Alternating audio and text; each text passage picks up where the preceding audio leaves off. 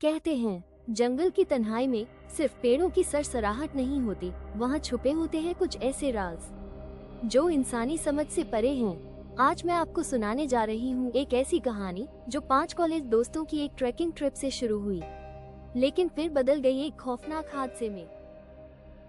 ये कहानी है आरव, सिम्मी, रोहित, निया और कबीर की। पांचों ने कॉलेज के एग्जाम्स खत्म होते ही एक एडवेंचर प्लान किया, डार्कवुड फॉरेस्ट की ट्रैकिंग।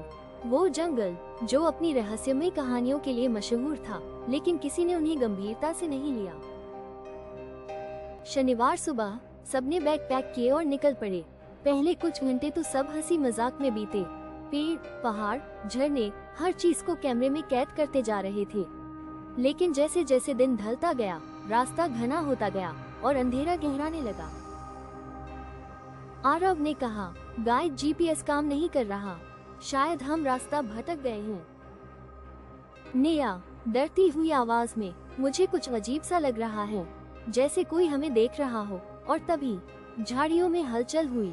सबने टॉर्च जलाकर देखा, कोई नहीं था, लेकिन कुछ था जो उनकी मौजूदगी से नाखुश था। कबीर ने हंसते हुए कहा, डरपोक हो तुम सब, और आगे बढ़ गया। लेकिन कुछ ही मिनटों बाद उसकी चीख सुनाई दी।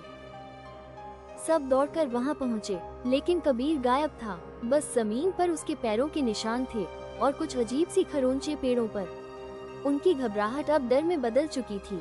रात हो चुकी थी, जंगल पूरी तरह से काला था, जैसे वो निगल लेना चाहता हो। सिम्मी डरते हुए, हमें यहाँ से निकलना होगा, अभी के अभी। लेकिन रास्ता कहाँ था? हर दिशा एक जैसी लग रही थी। चारों तरफ सिर्फ पेड़ और पेड़ों के बीच किसी की परछाई। अचानक आरव ने देखा, एक बूढ़ी औरत सफेद साड़ी में बिना पलके झपकाए उन्हें देख रही थी।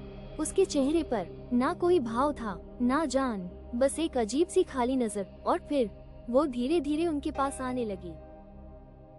निया चीखती है, भागो भागो यहाँ से। सब भागने लगे, पेड़ों के बीच, कांटों से भरे रास्तों पर गिरते पड़ते, लेकिन पीछे मुड़ने की हिम्मत किसी में नहीं थी। किसी तरह सुबह के उजाले में वो चारों एक गांव पहुंचे। पुलिस को बताया, खोजबीन हुई, लेकिन कबीर का कोई सुराग नहीं मिला। आज भी वो चारों उस रात को भूल नहीं पाए, ना ही उस औरत को और ना ही उस जंगल की आंखों को जो अंधेरे में चमक रही थी। अगर कभी आप भी ट्रैकिंग का प्लान करें तो याद रखिए, हर जंगल सिर्फ पेड़ों से नहीं बना होता। वहाँ कुछ ऐसा भी हो सकता है जो इंसानी कदमों को पसंद नहीं करता। अगर आपको ये कहानी पसंद आई हो तो लाइक करें, शेयर करें और रैपिड एक्सप्लोरर चैनल को सब्सक्राइब करना न भूलें। अगली बार फिर मिलेंगे एक नई रहस्यमय कहानी के साथ।